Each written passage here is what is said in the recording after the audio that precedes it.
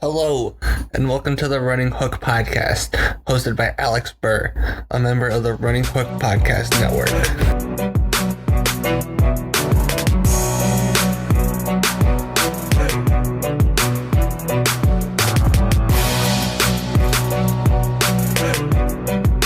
Hello, and welcome to the Alex and Dylan Basketball Power Hour.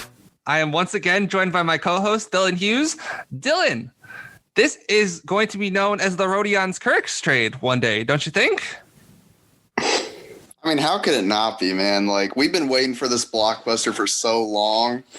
Everyone's been trying to get him out of Brooklyn. It finally happened. I'm really excited about it. And it's just a wonderful day. You know, Rodions-Kurix is out of Brooklyn. The time has come. Hey. Welcome into the battleground. Oh, yeah, baby. The Running Hooks debate show. What y'all What is thought this? was going on? We've been invaded, Dylan Hughes. JD, give us the intro. Come on. You can't be talking stuff. You can't be talking sports, basketball debates without us. Come on, AB. You know better. What you thought this was? Don't you know in the blue corner you have my man that's too legit to quit. The one who's from the Black Gate of Ohio State, Bryce Shadday. And in the red corner, you got Mr. Hot Stuff that just can't get enough from Gary, Indiana, and JD Hall. And the best moderator, the operator who ain't afraid of not one alligator, Zach Griffith. Okay. I think we can make a compromise. Why don't we do this together, boys? We're all part of a family. Why don't we just do this together? Hey, I'm down for it. I'm down for it. Dylan Hughes, back to the softballs. Was that a good, starting intro for your JD Hall intros? That works for me, man. It works. So, in case you couldn't tell, Dylan and I alluded to it in our softball intro. We have a big pod today. We're gonna have some extra help coming later on, but we're here to discuss that big James Harden trade that happened, and it was huge. There was a lot of fucking elements to this James Harden trade. So James Harden is going to Brooklyn. That is first and foremost. He's the only piece going to Brooklyn, and then Karis LeVert is going to Indiana because he was rerouted from Houston for Victor Oladipo. And Houston's also getting, this is going great already. They're getting Dante Exum. Maybe I should have said it was the Dante Exum trade. Rodions-Kurix, 3 Brooklyn first rounders, 1 Milwaukee first, and they're getting 4 Brooklyn first round swaps. And then the Cavaliers are involved in this trade, and they're getting Jarrett Allen and Taurean Prince. So, guys, I want to hear what you all have to say, but I'm throwing the ball to Bryce Shadday for a James Harden clear out. Bryce, go to town. What do you have to say about this trade? Oh man, I've caught so much heat from people on this network, on pods, on the record, off the record, for all this hate that I give James Harden. And look what it's gotten you. He's gone. The Houston dynasty is over. Sure, they got close to beating the Warriors. Close. They didn't beat them. They didn't. And now he's gone. Daddy Daryl couldn't save him. He didn't bring him to the Sixers.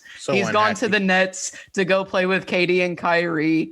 Good luck, Bubba. Hey, I hope you get in shape. I hope everything goes well with you. But I don't like to say I told you so, guys. But I told you so. And I'm going to enjoy every minute of it. I love it. The Rockets team is over. This is done. James Harden, it's time to move on, Bubba. Warriors fan Bryce Shadday always knew it was in you. Dylan Hughes, going back to you. Last week, you totally railed against the Brooklyn Nets defense.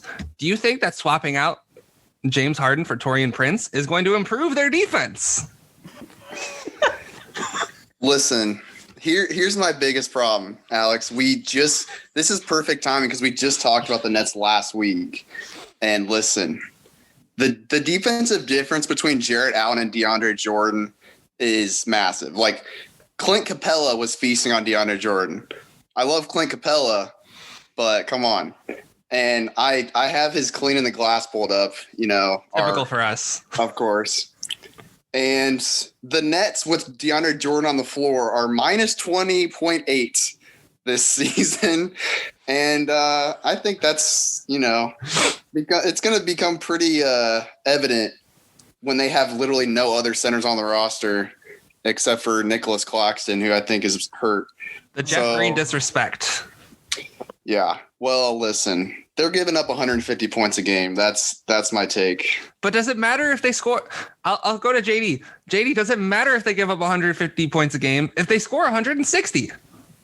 Definitely matter. I'm gonna be honest. Now you got Kyrie Irving and James Harden playing defense for you.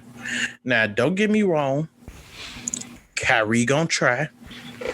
Won't do well. He'll try. And James Harden, we gotta wait till the playoffs till we see him in shape. Probably. That picture was bad. The picture. And this the thing. I've been watching Houston almost every game. Man, like the scoring talent that they're gonna have gonna be next level, but is James Harden gonna be willing to play without the ball as much? I think that with the way that he play, it don't matter how much that they score, they not winning. And this is the biggest thing. And Brooklyn showed you in the games that they've won, one of their biggest things was sharing the ball. They shared the ball. You just got the biggest ball stopper in the league on your team. And I don't think they're going to get the 160. Harden got to put up his 40 to let you know that he's James Harden. So where does that leave two other elite scorers? Kevin Durant go get his, but what about Kyrie? It's an excellent question. I'll go to Zach next. I'm just going to pass the ball around the key like the Nets won't be doing. It's a good point. It's a good point. Zach, it's an overused expression. There's only one basketball, but it just it seems to me that there isn't going to be enough touches for what everyone wants. Like KD's going to want to score. Kyrie's going to want to score. It seems to me if this is going to work, KD's going to have to be the third option in playoff ball. And I don't know if he wants to do that. Look, on this network, I've been maybe the most staunch Harden advocate, but I can't defend how he went about his business the past couple months. I can't do it. I'll defend him as the player, but Harden as the locker room guy, I can't do it, AB. I can't can't defend him. But look. The Nets win this trade. They win this trade. They get the best player in the trade. But I have a take. This will not be the last trade the Nets make. We will see Kyrie Irving on the move later in the season. Dylan Hughes is nodding his head in agreement. I think that may be true, but Zach, let me. If you tell me the Cavs won this trade, you're kidding yourself. Let me tell you something, Zach. Let me tell you something, because you get this confused every time we bring up James Harden. Stop associating him with wins. Let's stop doing that. First of all, second, how many times have he got with who he wanted to play with? How many teammates has he made unhappy? How many times have he played with so many people that he just needed to play with and it was unsuccessful? And you gonna say the Brooklyn Nets won his trade? Well, look, they might have just lost it when they picked him up. Look, you can't bring in James Harden and expect to win. I'm sorry. He only plays one style. I don't see it changing. Listen, they better make some more trades. Because I'm sorry to tell you this, but if James Harden don't change his style of play, which I'm sure he won't, Kevin Durant go get him shipped out of there. Look, going back to your point, that's KD team. Don't associate Harden with wins. Brooklyn might not have won that trade if James Harden was involved. Going back to your point here, he's going to have to change because Durant is the best player on the team. And if Harden wants to stay there and they want to win, He's gonna have to change, JD. I remember Houston giving him everything he asked for. And now he's the unhappy one. How are you unhappy when you called the shots for so many years? I'm not defending that. I can't defend that. He got Chris Paul left. Whatever James wants. Get rid of Chris Paul and bring in Westbrook. Let's Whatever do that. James wants. We're going to win. We're going to win. It's Daryl Morey's fault. I can't even just blame Daryl Morey. The club scene was on another level. It's majority his fault. But guess what? James Harden got what he wanted every time. And what did he get the most? To say that I was great all season. He didn't win the ring. How? Chris Paul gave him everything. No, he did. He shipped Chris Paul out to get Westbrook. Westbrook comes in, and this your best friend now. Your best friend look happier on a team that can't win. Like you telling me you even happier to play in Washington than to play with James Harden? Oh, Zach Griffith, that's damning. I'm sorry. I didn't see Westbrook smile this much last season at all. I seen him smile more in 10 straight losses than he did in the little streak that Houston had last season when they won 12-13 straight and he was putting up 31. I didn't see him smile that much then. It was cute. It is damning, but I'm not defending that side of it. I'm just saying, as a player, you can't deny James Harden is a top 6 or 10 player. He definitely top 10. Definitely top 10. But yeah, to the playoffs. JD, I'm going to get us back on the tracks a little bit here. I'm going to throw it back to Dylan. I'm going to throw it to Bryce before we move on to the next team. Dylan, to take it in a direction that our pod is very familiar with, PJ Tucker. Were the Nets foolish for not demanding that PJ Tucker be included in this trade? You know, Alex, I'm going to go through, by the time PJ Tucker is traded, I'm going to go through our podcast and our text messages and see how many teams you tried to get this man onto. To be fair, I'm only trying for one aggressively. And everyone in this call knows it. That's the Heat with Kyle Lowry. That's what I want. Gosh. It's never going to happen. But continue, that is Dylan. fair. Sorry. You've been pining for the Heat more than anyone. But, I mean, you know, like you're already giving up so much for Harden. And, I mean, we saw what they got for Covington. Like, they wouldn't get that much for Tucker, but they could get a nice haul too. And for that to work, you'd probably have to throw another team in. It would have been tough. And, you know, obviously depth is going to be a bit of a problem, but I was nodding very aggressively to Zach's take about the Kyrie trade because I don't see, like, there's no way Kyrie stays on this team. I don't see it at all. Like, I don't see how those three could work. And, like, we know Kyrie, like, he's going to find something to get mad about. And, I mean, I think they should just take advantage or, like, step in front of, before he demands a trade or whatever, just get him out of there and, like, shore up your depth. And Sean as Marks. We saw last night, Alex, Bruce Brown is the starting point guard of the future, okay?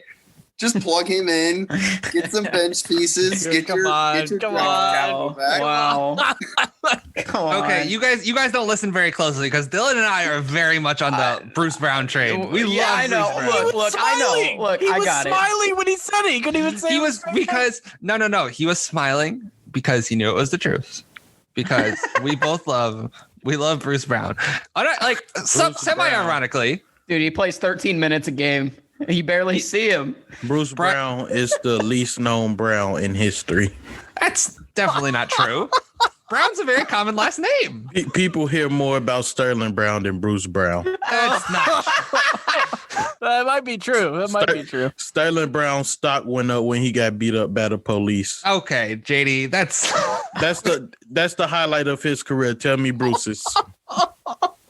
I wouldn't call that a highlight for Sterling Brown, JD. He was in the news for something. What is Bruce Brown? Again, I would not call that a highlight, but agree to disagree, my friend. I'm just saying. Fine highlight. Everybody found out about Sterling Brown from that situation.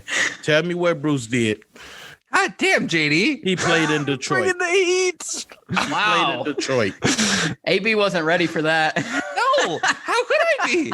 I'm just saying I used it in for a freaking project before to talk about police brutality.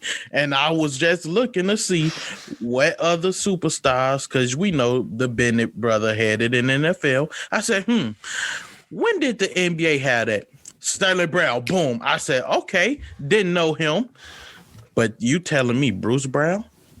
Well, JD, you're bringing it up in an entirely different context now. God damn. I'm just saying, people know Sterling Brown more than Bruce Brown. And Bruce Brown is somebody we're going to discuss. I think Bruce Brown is better than Shamet, but we're not going to have that conversation now. I know.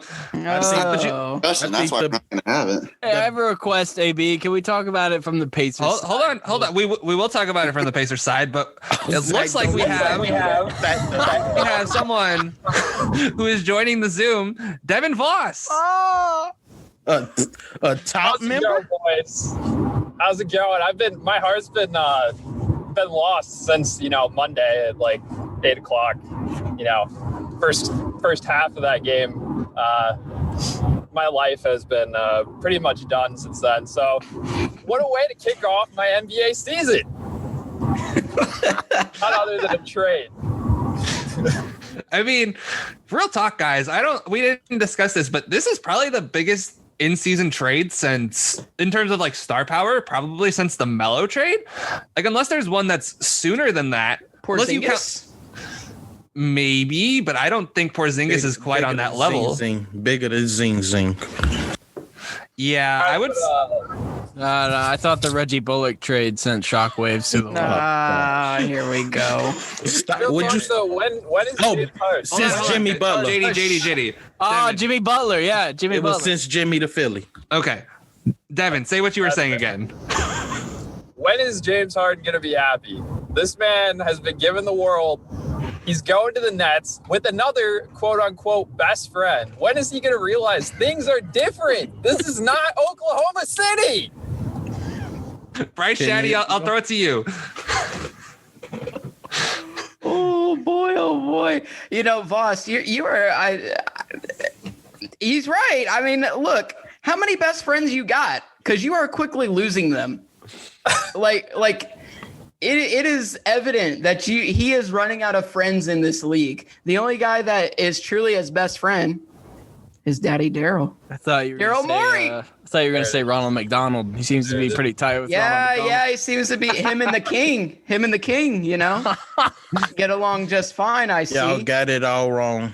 It's strippers and $1 bills. Oh, Washington. no. James Harden is throwing nothing less than 100. That man is a multi-millionaire. Come on now, have some respect, JD. He gave Lil Baby what, like 100 G's? 100 G's, baby. Who gives a rapper and a 100 honey buns? This is birthday. And he gave him all his honey buns. Birthday present. If that isn't the most rich person behavior I've ever seen, I don't know what is. Birthday present. You give a guy who's already rich $100,000. Oh yeah, I don't need it. Here, Lil Baby is. Let's be fair here. Lil Baby is not James Harden rich. I loved it. Fine, he's making plenty of money though. AB. Yeah, that's also fair. Come on. I mean, I could have used the honey bun, James. I love you, James Harden. Please send me money. Bryce, continue on that tangent that you were about to go on with Daddy Daryl, as you like to call him. Yeah, Daddy Daryl, man, that's James Harden's caretaker, right? He gave him everything he wanted. He pampered him. He brought in all the players he wanted. He got the coach he wanted. He gave him the place he wanted, right? You got what you wanted. You got your MVP that you wanted. You got it all. You didn't get no chip though. No wins. Fine, great. AB, you always fight me. You're like, oh, they were the second winningest team in regular season the past, decade? 14 years. 14 years. Who cares? Who cares? You have nothing to show for it. You have nothing to show for the Rockets run that you had. Congrats. Yes, he do. Scoring titles. Oh, that's cool. Remember when people actually cared about scoring titles? The greatest regular season scorer since Michael Jordan. That's cool. To be fair, Daryl was like a hype man that he was like the most annoying hype man ever, just because he was always like, oh, he's the best. He might be the greatest offensive player of all time. And we all knew that was bullshit. Wilt Chamberlain exists. Right. Even if, whatever arguments you want to use against Wilt Chamberlain, whatever, I don't really care. I mean, props to Daryl though, for staying fast on the Sixers roster that he had. I mean, Ben Simmons and Joel Embiid are working right now. Why would you risk bringing in James Harden and messing all that up? So I applaud Daryl Morey here. Thank you for being a good GM and not bringing in this cancer of a player to infect another team once again. Thank you, Daryl Morey. Thank you. I mean, so, okay, real quick. Devil's advocate here for Daryl Morey, because we saw what he did last year for Russell Westbrook. Well, Bryce thinks he's a horrible GM, so, It was. We'll talk about Houston a little later. Oh, but something tells me Tillman Portita had something to do with how many draft picks they threw to Oklahoma City. You're not. I'm gonna rail on the Rockets later. I almost said the Texans, because the Texans deserve scoring too. It's not a great time for teams in Houston. No, hire the enemy and be done with it. Yeah, but they're not going to do that because they're stupid. So I think we touched on everything we wanted to touch on about the Marvin Nets. Lewis. Since this is a mostly indie-based podcast, I count 1, 2, 3, 4 Pacers fans on the Zoom.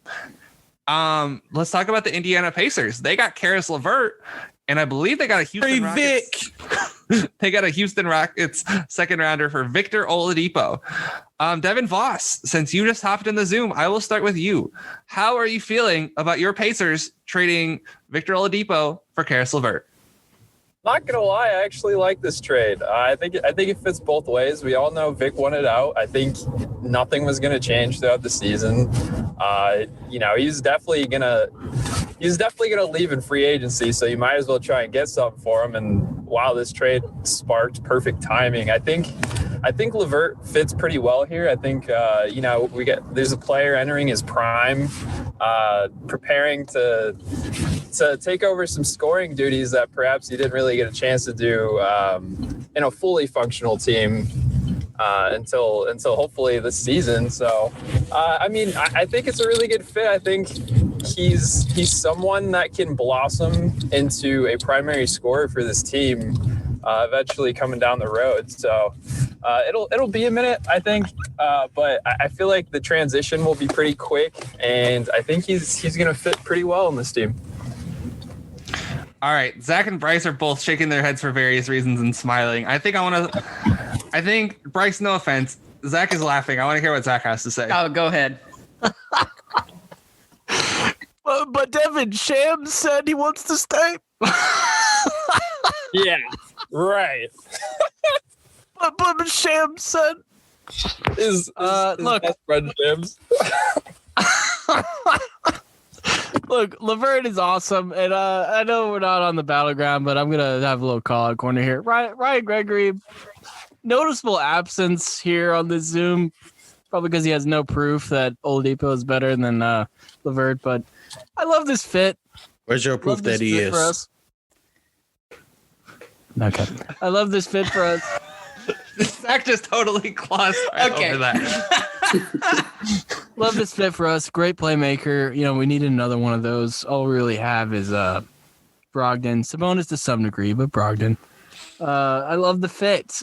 I can't wait to watch this team with LeVert. I think he's gonna blossom.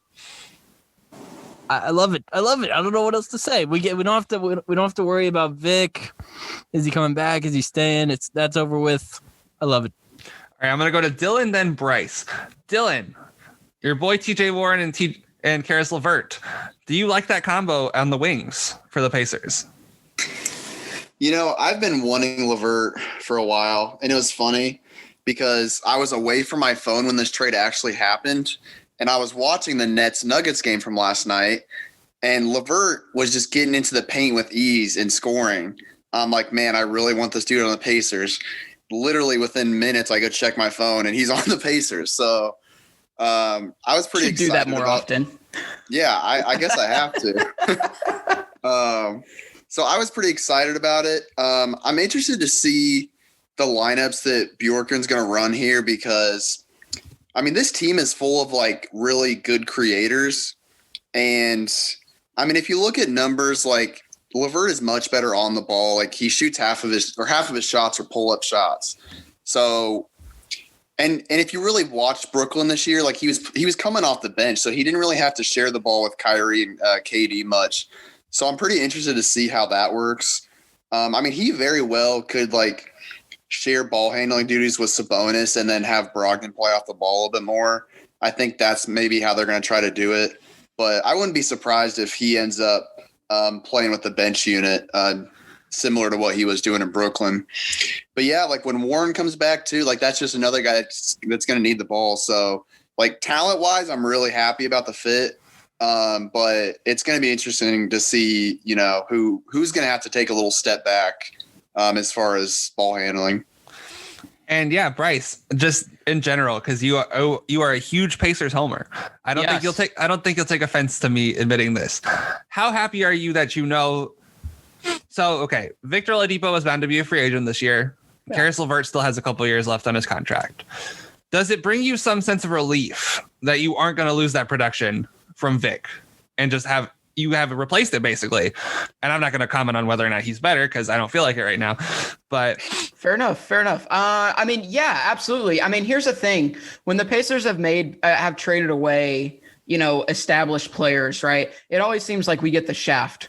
You know, like we traded Paul George. We didn't think Victor Oladipo was going to be what he is now. We really didn't know about Sabonis because they basically stuck him in the corner and says, hey, when Russ throws you the ball and you're open, shoot a three, which is not his game whatsoever. So we had no idea. We know what we're getting with Karis LeVert, which makes me feel so much better. Like it's bittersweet for me. I love Vic. I love what he did for our team. You know, the year that he had his coming out party was just a phenomenal year. It was a lot of fun as a Pacers fan. Great memories. Right. But now, you know, things have come full circle. We traded Karis LeVert on draft night for Thaddeus Young. And guess what? He's back. We basically just loaned him out. We loaned him out for a few years and now he's back. But I love the flexibility that LeVert brings us, right? He's a 2 or 3 guard. The guy averages 6 assists, by the way, this season. Mm-hmm. So you get another guy who's going to be a playmaker, who can score, dish the ball when he needs to. I feel like, you know, with the exception of TJ Warren, who's getting better offensively and just scoring, but you have playmakers all around the perimeter with Sabonis, Brogdon, and now Karis LeVert. All right, Zach, you're laughing about something, so I'm going to throw it to you, then I'm going to throw it to JD. No, I'm laughing because there always seems to be an incompetent franchise roped into every big trade, and here we have the Cleveland Cavaliers. We'll talk about the Cavs in a second.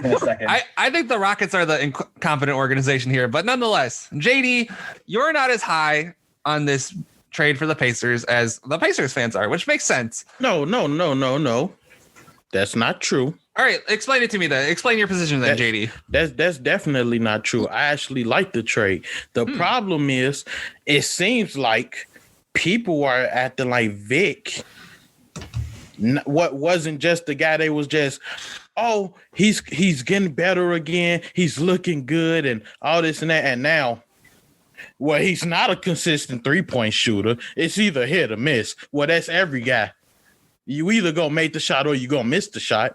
Then it's, oh, well, we wanted him to stay. He didn't want to stay. So what was the extension offer?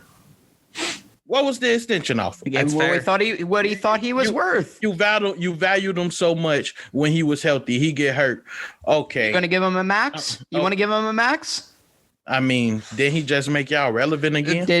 Would you give him a max? That was the question. To be fair, Bryce, they did offer him a contract that was worth less than the one he was currently on. I can understand why that's insulting. I mean, let's be honest. When Paul George left, everybody felt Indiana was left with a young team that probably was going to have to rebuild around Vic. Vic came and instantly made an impact. But as soon as he is traded for LeVert, oh, it's raining down from heaven. We got Karis LeVert. We was tired of Vic now. I'm just saying. Just be consistent. That's not how it is. Y'all was just happy producing. That's not how it is. Okay. Just happy he was producing. He putting up good numbers. They playing good. I mean, I like Karis LeVert. I always have. But don't sit here and act like now that Vic not on the team. Wait. Gonna give him the Paul George treatment. We are not rejoicing that he was Victor advertised. Oladipo's gone. We're not rejoicing. Oh, I can't tell. Let me hear what I want to hear what Devin has to say. No, we're definitely, dude. I am one of the biggest Vic homers. Not you. I'm one of the big. I know. I'm a big Vic homer. I loved everything that he did for the city. The fact that he even embraced the city. I mean, yeah, it figures that he went to Indiana and stuff like that. But yeah, no, I'm definitely. I mean, I'm not necessarily rejoicing in it at all. I just think it's better for both the franchise and him because, yeah, exactly. He was lowballed an offer that was quite frankly insulting, and I don't blame him for being insulted by it. And I feel like that's the thing that kind of fractured their relationship. And so, yeah, I definitely that's why I think it's a great fit for Houston as well because I mean, yeah, they're going to be tanking soon, but I think Wall and him are going to be a decent, fun type of duo to watch. But besides the point, yeah, I just like the whole, get LeVert in, get Vic out, and kind of just the better for both sides type of thing. I want to ask Dylan Hughes one last on-brand Alex and Dylan basketball power hour question, and that is, Dylan Hughes, are you glad that a player from your hated Indiana Hoosiers is off your beloved Indiana Pacers? Listen, once they get to the league, the hate starts to fade a little bit, especially if they're going to play for the Pacers. Like if OG was on the Pacers, I would be hype about that, But for I don't want to say I'm happy Vic's gone, but listen, just to build off of what JD said or to counter it, I guess, like he had one really good season. That's what it was. Come on. Like, let's not act like he was an all-star level player for 3 years in a row. I mean, and he has injuries to blame, obviously. Like, he wasn't, just kind of fell off the face of the planet or whatever. Like, he had injuries that were holding him back. And, it did look like this season he was starting to get it back together. But he had clearly built up a number in his mind that he wanted. And I just don't think the Pacers felt like that number was realistic for them. So they made the best trade for them. And I think that's the only way you should really look at it. False. I'm not saying it was a bad trade. As I stated before, good trade. I understand Vic wanted a certain number, but if you value them, work something out. Don't sit here and just act like he didn't do nothing. He had one really good season. Okay, he was an all-star. I mean, he brought something to Indiana that everybody was just bragging about. Paul George thought he did this. Now look at OKC and look at what Vic has done with Indiana. Paul George has nothing to show for it. Okay, y'all don't either. Nothing. I'm just saying. We're better without him. Yep, sure. Because of Vic, right? Because of Vic, He gave up on us. I would too. Embarrassing. I would too. What y'all do for them? This is embarrassing. What y'all do for them? Well, we embraced him after he broke his leg. We embraced him. What y'all do for them players? We embraced him. You'd fit right in on the Clippers if you're giving up, JD. What y'all do for them? What y'all do for them players? Gave them.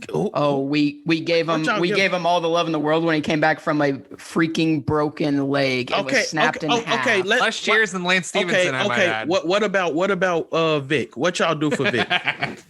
What y'all do for Vic? Keep him, but we weren't willing to overpay for him. Overpay for him? Yeah, he wanted a max deal. JD, are you going to give him a max? I'm not going to give him what y'all offered. Would you give him a max? Bro, like I said, if y'all value them, try to work it out. You're not. See, the answer is no. You're backing away from the question. Avoiding the question. Try to work it out. He just came from a torn ACL. What? Okay, then would you give him a max deal? Of course, I'm not giving him a max. Okay, but I well, wasn't that's why we didn't do it. So I'm gonna offer him less than what his current contract is. Okay, wait. So go back. We gonna go backwards for the only reason y'all was bragging about the Paul George trade. He left us high and dry, and we got the better player out of it. We got Vic. He's an all-star. He's this. He's that. Pandemic P. We got Sabonis. But yeah. Sabonis is great, but I'm just saying, at first, we weren't talking about Sabonis. We was talking about Victor Oladipo, the original All-Star. Sabonis did this last season. Why? Vic was hurt. All I'm going to add is, JD, you're selling Vic a little short. He was second team All NBA that season. I would probably. Selling him short. No. He only had one great season, Alex. I didn't say that. I mean, I may have said that in the past too, but I mean, it was a great season.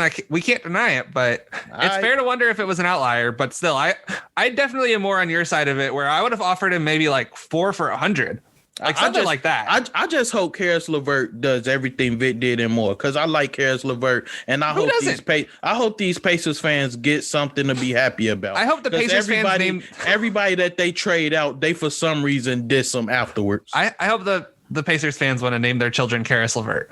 Karis LeVert Hughes, Karis LeVert Griffith, Karis LeVert Shadday, and Karis LeVert Voss. We'd love to see it. But folks... And let's not forget this. Lollipops. JD, that was unnecessary. Right. Zach, I'll let you help me out. Do you want to do the Cavs next, or do you want to save them for last? No, they're last. They're last. They don't deserve any. So let's talk about the Rockets then. The Rockets, I don't know if you could call it a haul. It's something. It's a fucking haul. That's what it is. It's a U-haul of draft picks.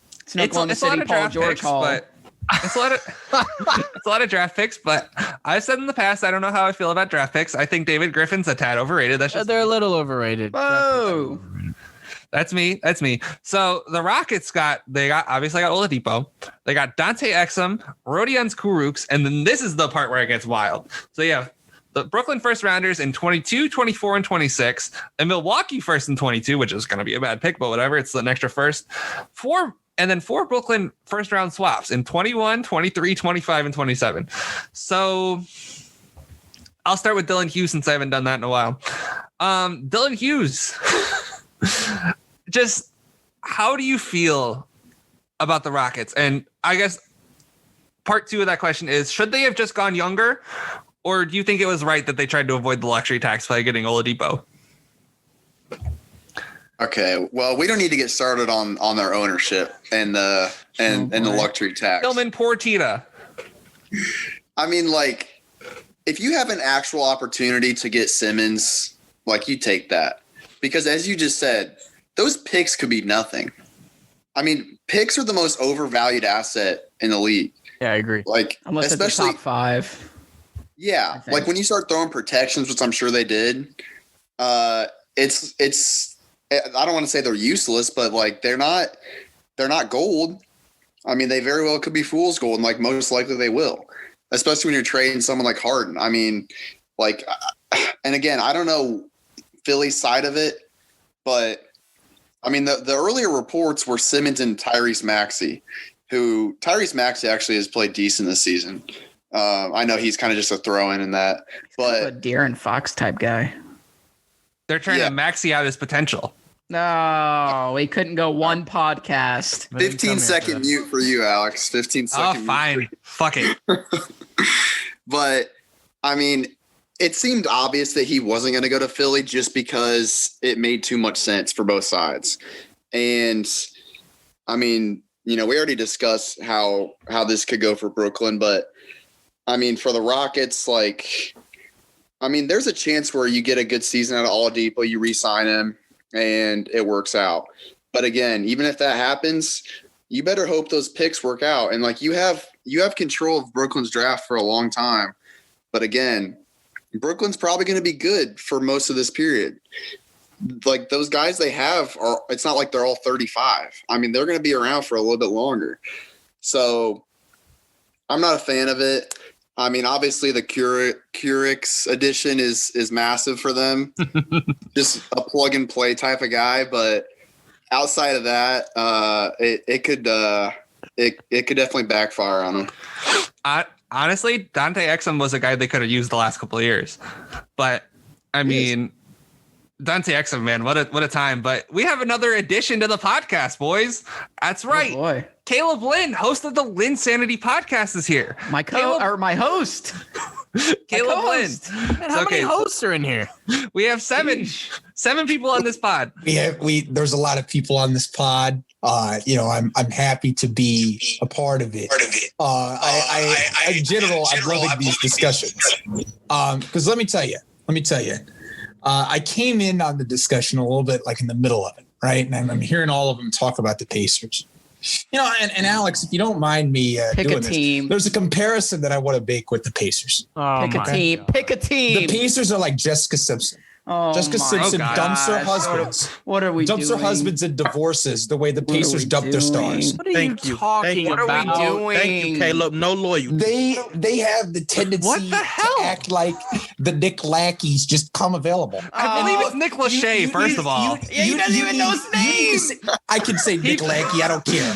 He thought he was the pitcher for the Red Sox. I don't care. Come on. I don't care. I can call him Nick Lackey. I can call him. I don't even care. He thought he was a Cy Young winner. Because my point is valid.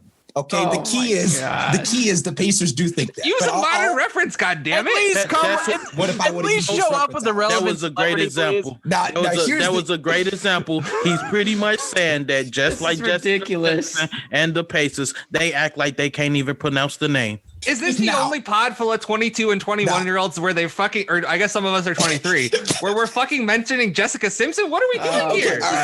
Tony Romo deserved better. Romo deserved better. Well, you should have said Kylie Jenner, or not Kylie, Kendall.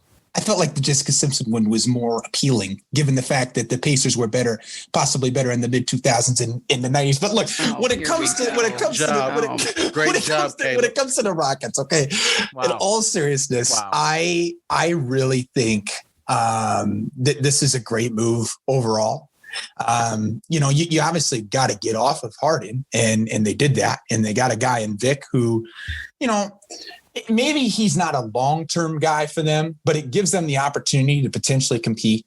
It gives them the opportunity to potentially get in the playoffs. And at this point, I don't really know what you're trying to do in Houston. And I think the general manager, and really the front office, I think they're going to execute a plan regardless if that they want to keep Vic or if they don't want to keep Vic. I think there's opportunities for Houston to just go a lot of different ways. So to be honest with you, I think the idea of getting Vic is honestly, it's just a win-win situation. And I get what Hughes is saying with the draft picks, but I mean, when the Rockets are used to trading them out like they're freaking pennies, you put in a wishing well or something, you don't ever get the chance to pick them. So, I mean, as far as I'm concerned, they got to do something. They got to do something. And they did that, and getting the picks, even if they're not the top 5 or top 10 gold mine. I mean, we've been used to seeing a bunch of Rockets teams with very old rosters. It'll be interesting to see them try to integrate all this youth and put it all together. So real funny stat I saw today. So speaking of teams throwing away draft picks, the Brooklyn Nets, they've had between 2014 and 2027, they'll have had one draft pick that they actually used. One of their own draft picks that they actually used. Would you, Bryce, I'll just throw it to you since you're laughing audibly. Yeah. Would you like to guess who that draft pick was? Yeah, I know who it is. I saw this stat. If you don't mind me playing spoiler, I'll do it for you. Go ahead. It is Jarrett Allen. Are we getting into this, AB? Are we getting into the last team? Okay, not yet. But this, because I want to ask Devin Voss a question. I want to ask JD Hall a question, and then I'll let Zach just obliterate the Cavs. Devin, so I know you are a big John Wall guy. But how do you like the fit between Victor Oladipo and John Wall? I think it's going to be a good duo. John Wall is obviously he shares the ball. He's also he also likes to find his shots. I think that overall, as far as just a 1-2 duo, especially with their defense, I think they have a lot of potential there to be good together. So yeah, I really like it. Yeah, that's pretty much all I gotta say about that. No worries. JD, same question to you. How do you like the Vic and Wall pairing? I love the potential of it. Two-way guys that's aggressive on the defensive end, which is something Houston haven't had at all under the James Harden era. I really just like it. John Wall is a pass-first guy. Victor Oladipo has been looking like he could get back to his scoring ways. So the possibility of that, I like that. Then the Christian Wood effect, being able to play off both of those guys, I really like it. I think that they in a much better situation. They got somebody that I consider a complimentary piece to play alongside of John Wall. Yeah, it's an interesting trade for sure. Exum is who he is. Kuruks, I don't have any opinions on Kuruks personally. I know I have not been giving my opinions very much on this pod, but this is a disgrace for the Houston Rockets. Okay, and here's why. They had an opportunity, right? There's 3 doors. Dylan mentioned door A, which was getting Ben Simmons.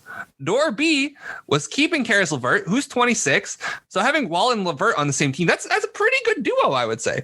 They chose door C, which was Victor Oladipo's expiring contract. They are not going to keep Victor Oladipo in Houston past this year. It's just not going to happen because Tillman Fertitta wants to save some money on the luxury tax. Say his name. He had to take a loan out. He applied for the small business loans. He had to go ask Mr. President Trump to give him some money because he couldn't afford to pay his bills. Boo-hoo. I can't afford to pay my bills. Do you think I could have a direct fucking line to the president? God damn it. No, it's ridiculous. It's so frustrating because this man is supposedly one of the richest men in America. And I'm doing a project for one of my classes, right, about owners. And I'm reading about Fertitta. You realize he is owning the Rockets by himself? He could take on partners. He does not have to own this whole thing himself. He had to take out a massive loan just to buy the goddamn team because he bought it because the NBA is like, oh, we have to have it bought at a record price. So he bought it for $2.2 billion. And he's losing money hand over fist, especially because all of his business ventures are in hospitality. So like he owns hotels and restaurants. Talk about a bad business to be in during a pandemic. It's a bad business. But I have no sympathy for the guy because why would I? He tells his players to shut up. Like he wrote a book called Shut Up and Listen. Like if you want to endear yourself to people, do the opposite of that. Okay. Do the opposite of telling people to shut up and listen. Because that is just, you are not going to get people on your side that way. You are not going to win people on your side. Just frankly saying. And it pisses me off that this guy is going to fucking ruin the Rockets. The Rockets are one of the great franchises in the history of the league. Like, genuinely speaking, I know they've only won 2 titles, but they've been so good. They've barely sucked. I honestly have to think about a time where they've sucked. And that's part of that is because Daryl was pretty dedicated to rebuilding without tanking. And he did a pretty good job of that, Bryce. Even though you're not the biggest Daryl Morey fan, you have to admit I am not. But he did rebuild without tanking. And fine. Fertitta. Can you give that nickname again, Bryce, real quick? Yeah, Daddy Daryl. That's Daddy Daryl. Yeah, that's James Harden's poppy. Daddy Daryl. And I feel so bad for Steven Silas. Like he does not deserve this. Like he ran. Like Dylan knows this. They had the best offense in the history of the league last year in Dallas. And look at what the hand he's been dealt. He's never going to be hired as a head coach again because they're like, oh, look at this. He was dealt a shitty hand and he couldn't do anything with it. No shit. It was a terrible hand. So I feel bad for Steven Silas. I feel bad for Raphael Stone because he's not dealt a good hand, particularly good hand either. Daryl obviously had enough power to get the fuck out of there when he wanted to, and he wisely did that and is now working for someone who hopefully will grant him more control than that. And that's all I have to say about the Houston Rockets. And now, what we've all been waiting for. Zachary Griffith on the Cleveland Cavaliers. They got Jared Allen and Taurean Prince, 2 of Dylan Hughes' favorite players, who I would say that is favorite in different contexts. Zach, why do you want to attack the Cleveland Cavaliers? Well, I have 2 things to say before I destroy the franchise. Caleb, with your Jessica Simpson analogy, you had Taylor Swift sitting right in front of you and you didn't do anything about it. Okay. Dylan, why didn't you name your book Shut Up and Listen? I failed you. I failed you as an editor. That's too good. Hey man, we got plenty of time to write books. Don't worry about it. Hey, that's your competition. Tillman Fertitta. I bet Dylan Hughes is selling more than Tillman Fertitta anyway. Cavs, I'll help him pay his bills. Don't worry about it. The Cavs, it's like a revolving door of miscellaneous big men, especially near the bottom. I mean, you got Larry Nance, who what he's living off dad. JaVale McGee had a nice run with the Lakers, I guess. I haven't heard from him since. Thon Maker, he was waived. Okay, good. He deserves to be waived. Jared Allen, as Bryce said, wasting away on the Nets. Oh my gosh.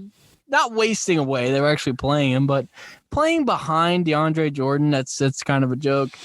Andre Drummond, we know what he is at this point. Kevin Love, just cashing checks. Just cashing checks. Oh my gosh. I don't know what the Cavs are doing. They're morphing into a G League team. I don't know. Kobe Altman, maybe he belongs in the G League as a GM. I don't know, but I don't know what the Cavs are doing. This is just horrible. It's horrible management. It's like, yeah, we'll take your contracts. Give it to us. I don't know. I have no idea. They're going to be irrelevant until LeBron buys the team when he retires. They're going to be irrelevant. Caleb Lynn, you are the Running Hook Network's foremost expert on all things young players. How do you like the fit with Cleveland's young core of Jared Allen? And you could throw Taurean Prince in there, although Dylan wouldn't. But how do you like the Jared Allen fit for the Cavaliers? I mean, I really like it. The only concern that I do have, and I believe Bryce has mentioned this, is the idea of Drummond still being there. I mean, it does worry me a little bit because I do think that you would have to start Drummond. But if they decide to move off of Drummond, if a team comes at the deadline, I think he's going to be really good for them. He fits that culture. I think that's gonna really surprise some people. I mean, look, Alex, I mentioned this to you when you did your draft previews. I really like Okoro. I think he's a really potentially nice fit. And then you got Sexton and Garland, who I think are going to be great in the long term. They're starting to figure it out. Trying to buy trees now. Well, yeah. But in all seriousness, I think Allen is a player. The thing I've always noticed about the Cavs and why I think Jared Allen's going to be really good for them is every player on the Cavs has to have the ball in order to be the most effective player. And Jared Allen doesn't have to have the ball to be the most effective player. He can help out on defense. He can be the anchor that this team really needs. And he just fits in with everybody else. So I really like that. For them in the long term. It was a very underrated part of the trade, but it's worth it. I mean, he's a good young player. All right, now I'm going to go to Dylan because this is what I've wanted to hear all night. So first of all, you gave Jared Allen a lot of love on the last Alex and Dylan Basketball Power Hour. You also gave Taurean Prince a lot of hate. So really, I'm going to let you choose. Which avenue do you want to pursue? Do you want to give Jared Allen praise, or do you want to rip Taurean Prince to shreds once again? Hang on, I'm making the funeral arrangements for Taurean Prince right now. Listen, I've done my damage to Taurean Prince. Okay, he's the world is going to see who he is. Actually, they won't because he's on the Cavs and no one cares about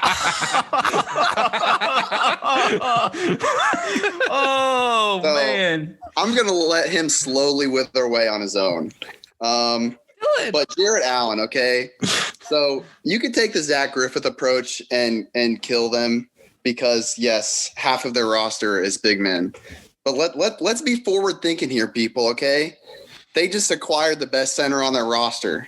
So screw everyone else. Andre Drummond, fuck him. I'm sorry. Oh, what? That sounds like Zach. Oh, that's my line. Wow. Listen, he had one good year in Detroit, and There's ever since then, he's been worthless to me. It is a crossover. JaVale McGee, champion. Okay, he's fine. Larry Nance, yeah, he's making money. He's making some good money. Just leave it at that. He can dunk. Larry Nance, because he can dunk. Hold on. The Larry Nance, y'all need to cool it on Larry Nance. He's been good this year. He's been okay. Even you, Dylan Hughes, you need to cool it on Larry Nance. God damn it! I think Dylan got a thing against all-stars who had one good year, in his opinion. That's something we could look into for sure. That's at the next therapist appointment. Yeah. Kevin Love, like, are we sure he's not purposefully injuring himself at this point? I think he might be. I think he's going to injure himself until he gets through the time because he's not going to get traded at this point. I mean, he's going to be sitting in his nice little mansion watching definitely not the Cavs on TV. But listen, man, Jared Allen's the best big man on this roster. And what did they give up for him? A very low first round pick and Dante Exum. I mean, that's a trade you make every time. And listen, he's probably going to lead the league in blocks at this point with the perimeter defense they've got going on there. I mean, they're going to be funneling ball handlers to this dude. Merciless. And he's gotten plenty of practice in Brooklyn because Brooklyn's perimeter defense isn't great either. So I think, no thanks Jared to Torian Allen, Prince. Torian Prince Miles Turner. Well, no need to open that can of worms, Jeremiah. Yeah. No need. We see all the blocks he getting, and they perimeter defense just got worse. I'm gonna. That's a good idea, Zach. Yeah, that's a whole other podcast. But listen, I understand where Zach's coming from, but like Jared Allen is a very good player. They didn't have to give up that much for him. So the Torian Prince part aside, I think it's a great trade for them. Devin or JD, I'll let you guys choose which one of you wants to answer this. But Drummond is on the trading block. And I hate to say it because I rip on him all the time, but Drummond's been pretty good this year. So again, JD or Devin, I'll let you two litigate which one of you want to answer. But where could you see a possible Drummond destination being? I give it to you, Devin. I was gonna give it to you. Hot potato. Oh, I have a great destination. I have a great destination. It's called free agency. Wow. That's cruel. That's probably also fair. No. Real talk, though. I honestly, no idea. I don't know if he could use his services. He's a. If this was the 90s, sure. I just don't know what to do with him, man. My thoughts exactly. Prior to this season, I said Boston. But they picked up Tristan Thompson. Are they just going to switch him out now? I put Tristan back in Cleveland where he spent his whole career. I don't know. Worst thing come to worst, we can always depend on New York to trade for him. Zach would love that. The Knicks Comedy Club. Mute myself. This is a great bit. You should do this more often on Battleground and Cinema. This is really good, Zach. This is great. It's a great bit. Dylan, what's your Drummond destination? Oh, you already know, Alex. We have had the pleasure of watching this team a handful of times. Our Washington Wizards. Oh my God. No. I'd rather see them in Toronto. Oh no. Toronto would be a good fit, actually, JD, but because they need center, but I don't know. Yeah, that'd be better than Washington. Can we bury Scott Brooks, please? Can we just bury him? We already did. All right. Did we, good. Dylan? I don't remember if we totally roasted him, but a lineup of Ish Smith, Howell Neto, and Russell Westbrook in the year 2021? No, sir. No, sir. That was the worst lineup I've ever seen. Of course, this ends up on Washington Wizards Talk. I think we touched on just about every angle from this trade, and I think we made it just about an hour, guys. I think this is a really good pod. I thought for it being seven of us, we did a pretty good job. Zach Griffith, Bryce Shadday, and JD Hall on the Battleground. I don't know when they're coming back, but I guess this could be counted as an episode of the Battleground. Oh no. Stay tuned. This next episode. Yeah. I got so much to say. Right, that's right. We got Ryan Gregory. Speaking of Ryan Gregory, triple option pass, college football final just happened this last Monday, and then Devin, you guys wanted to do coaching searches next, right? I believe that's where you wanted to go with it.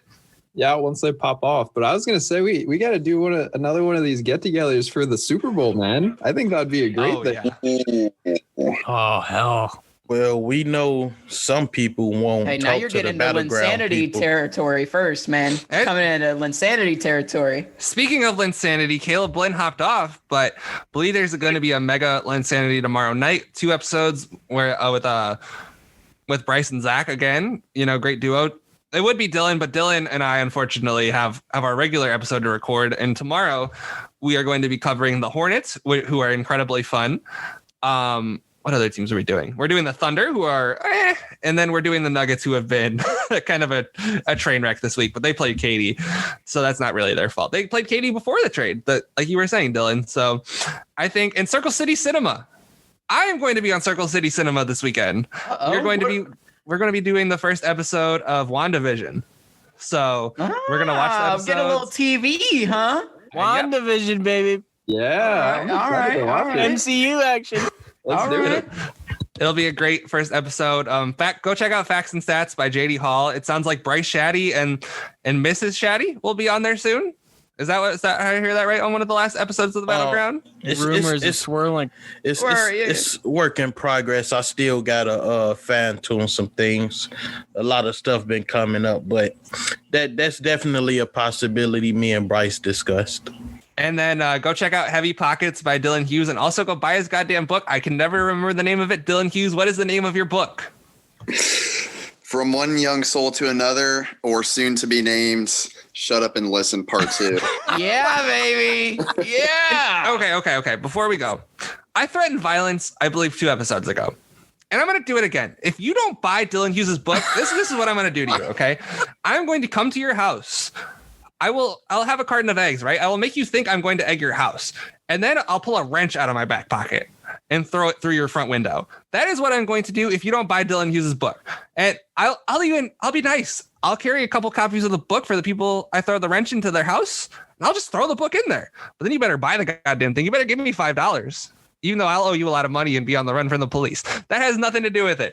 The Running Hook Network content is so amazing. I want to thank all of you guys for joining me. This was such a fun episode. Shout out Caleb Lynn. He's not on the end, but this has been a fun episode, and we should do this more often.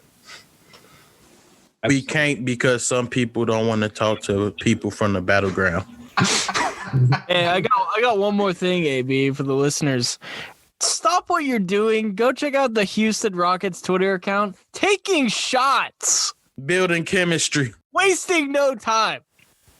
Incredible. What a heat check. Incredible content. Again, I just want to thank you. Thank you so much for listening. This has been a great episode.